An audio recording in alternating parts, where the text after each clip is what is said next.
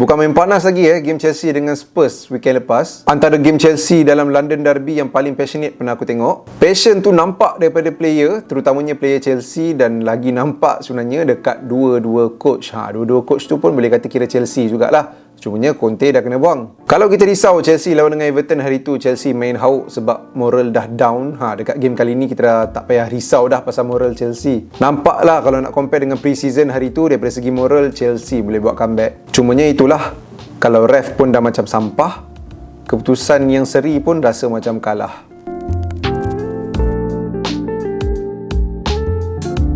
So what's up bro, sis, motherfucker sekalian, Hazwan Shah Bebe, #bukan Zizan, the best palatau in the world. Macam biasa, dekat ruangan description kat bawah aku ada letak link Shopee yang bawa korang ke page Shopee yang jual barang Chelsea. Nak tahu barang apa, korang kenalah tekan link tu. Tak beli tak apa, korang tekan link tu pun aku boleh dapat commission tau. Sorry lambat upload video kupasan game Chelsea dengan Spurs ni, sebabnya aku tak plan pun nak up video kupasan match Chelsea dengan Spurs ni. Tapi disebabkan dapat DM yang bertubi-tubi dekat Instagram, dan aku rasa ini antara most requested video dekat channel Hazwan Shah Bebe, jadi aku pun tengok balik game Chelsea dengan Spurs. Yelah, sebab hari tu masa live aku tak fokus sangat dekat game, banyak baca chat kan. Aku tengok balik game Chelsea dengan Spurs, dan sekarang ni kita nak buat video kupasan match Chelsea dengan Spurs. Tapi untuk game Chelsea yang akan datang, kalau aku ada buat live watch along tu, aku kena fokus lebih lah dekat match, supaya aku tak tengok dua kali game. Kalau tengok kali kedua tu game tu menang tak apa, ini tengok benda yang menyakitkan hati, double sakit hati. Statistik perlawanan Chelsea dengan Spurs ni, on paper kita boleh nampak yang Chelsea control the game, 65% possession Chelsea.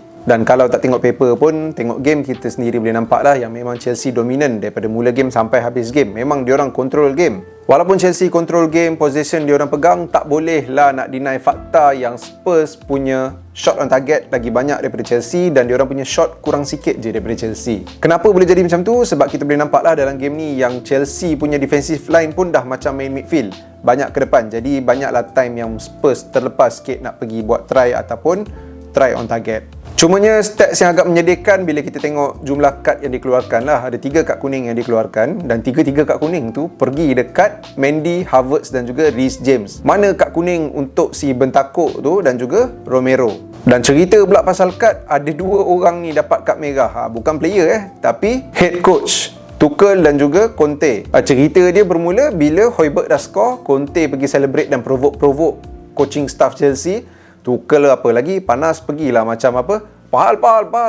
Lepas tu bila James dah score, kemainlah Tuchel lari melintasi coaching staff Spurs, celebrate. And then bila game dah habis, punyalah aku tak sabar nak tengok 2 coach ni bersalam ataupun tidak. Yes, diorang bersalam, tapi dengan agak tidak sopan ataupun biadab sikit lah. Conte salam orang tak pandang muka kan, mana pergi nak hormat orang, nak salam orang ni, kita pandang lah orang tu, bukan salam macam tu je. Kalau aku jadi Tuchel pun aku bengang. Tapi Tuchel bukan main gangster lagi. Dia tak kisah Conte ke coach apa ke, dia tarik coach tu, Conte tu, dia suruh Conte pandang mata dia. Conte yang orang fikir antara coach yang agak gangster juga, bukan main lantang kan. Ini Tuchel peduli apa sama Conte? Kau nak salam aku, kau pandang mata aku. Untuk game Chelsea dan juga Spurs yang akan datang, kita mungkin akan nampak lah yang Tuchel dan juga Conte tak ada duduk dekat sideline. Dua-dua coach ni kena settle diorang punya differences segera dekat atas gelanggang. Gelanggang mana? Kebetulan bulan September ni WWE ada pergi ke UK. Bolehlah buat match Conte dan juga Tuchel dekat atas gelanggang WWE tu. Korang just tinggal komen je dekat ruangan komen kat bawah, match apa yang korang nak tengok Tuchel lawan dengan Conte ni. Aku yakin siapa yang tengok match ni confirm lah setuju yang referee Anthony Taylor kali ni memang buat tai. Dua-dua gol Spurs tu memang atas kesilapan referee. Gol yang pertama daripada Højbjerg tu, sebelum tu si Bentancur boleh pula pergi sauk Havertz. And then yes, Jorginho ada buat mistake, terlepas bola dapat kat Højbjerg. Bila Højbjerg try, Richarlison pula yang duduk dalam keadaan offside pergi blocking view Mendy. Lepas tu gol yang Kane pula, sebelum corner tu si Romero boleh pula tarik si rambut Cucurella. Dia ingat apa, ini budak sekolah menengah perempuan bergaduh ke duk main tarik-tarik rambut, tarik-tarik tudung. Dekat sini aku just nak ajak korang sama-sama dengan aku ni je lah kot, sedekahkan Al-Fatihah dekat VAR. Sebab rasa macam VAR dah tak ada lagi je bila tengok match Chelsea dengan Spurs dan bad refereeing macam ni. Mana pergi orang yang duduk dekat bilik VAR? Ke dalam game Chelsea dengan Spurs kali ni VAR tak ada?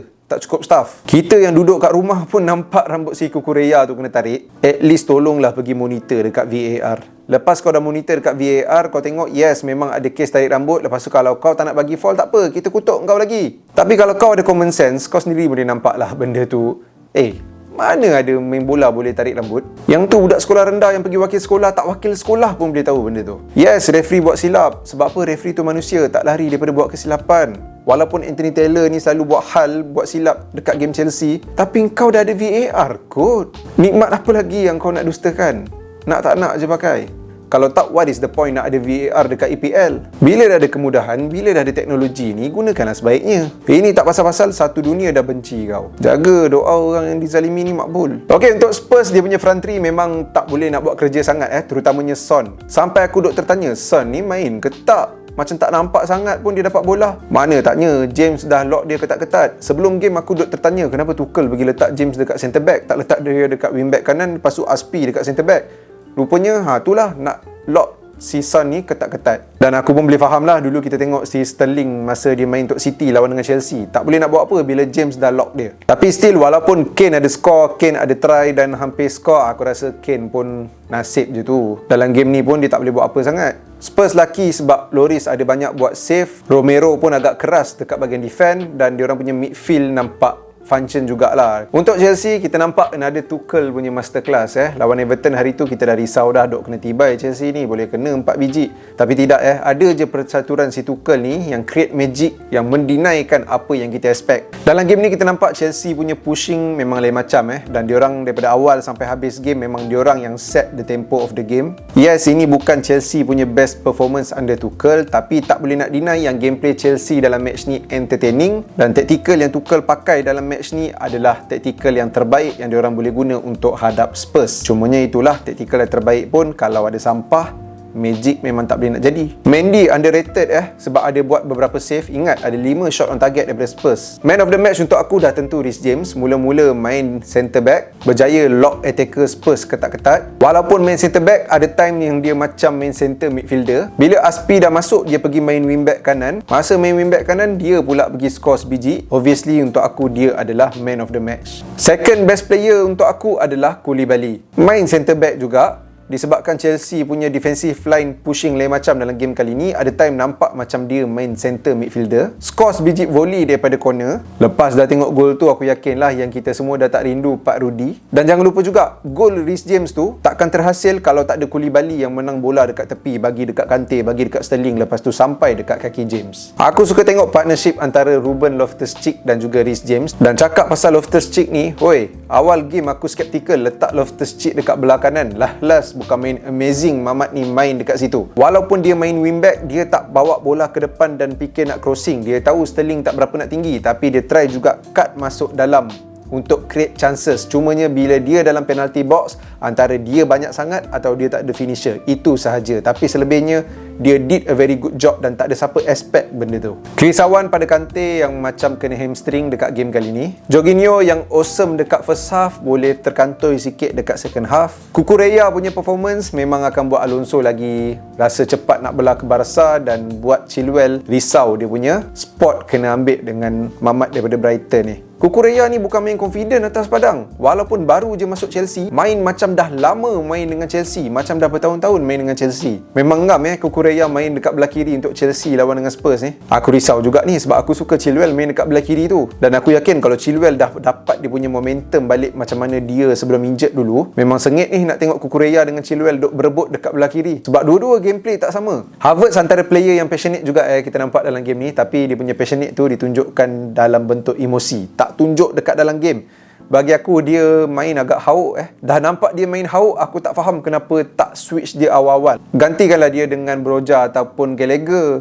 Ini tak, Broja dengan Gallagher pun masuk lambat. Dan untuk Raheem Sterling, dia yang pass bola dekat Reece James untuk James score, tak selfish. Cumanya aku kesian sikit dekat Sterling sebab dia kurang dapat support. Aku rasa Tuchel kena cari satu player, tak kisah dalam Chelsea ataupun beli daripada klub lain, untuk tolong Sterling main dekat depan tu. Sebab aku rasa Havertz bukan orang yang sesuai nak support Sterling dekat bahagian depan. Aku fikir Mount boleh buat kerja tu, tapi masih tak nampak lagi lah yang dia boleh nak support Sterling dalam game Chelsea yang sekarang dan juga game yang akan datang. Kena cari satu pairing partner untuk Sterling ni.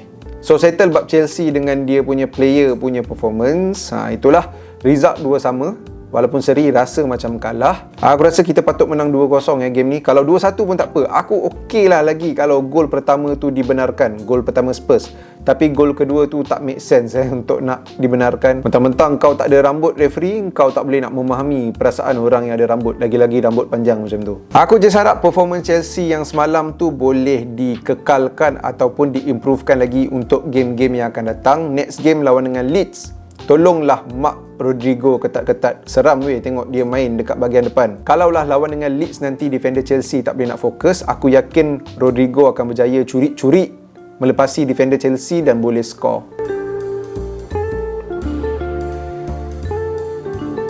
Satu persoalan dekat sini, adakah aku akan buat live watch along Chelsea lawan dengan Leeds nanti? Aku tak sure lagi aku akan buat live watch along ke tak. Stay tune dekat aku punya IG story ataupun channel ni punya community post. Untuk nak follow IG aku, link IG aku ada letak dekat ruangan description kat bawah. Kalau korang baru sampai dekat channel Hazwan Shah Bebe ni, tak tekan lagi butang subscribe, make sure korang tekan dulu butang subscribe, tekan sekali butang loceng, share bella butang subscribe. Salam takziah untuk korang yang dengar aku punya Palatau ni. Terima kasih datang lagi. Motherfather.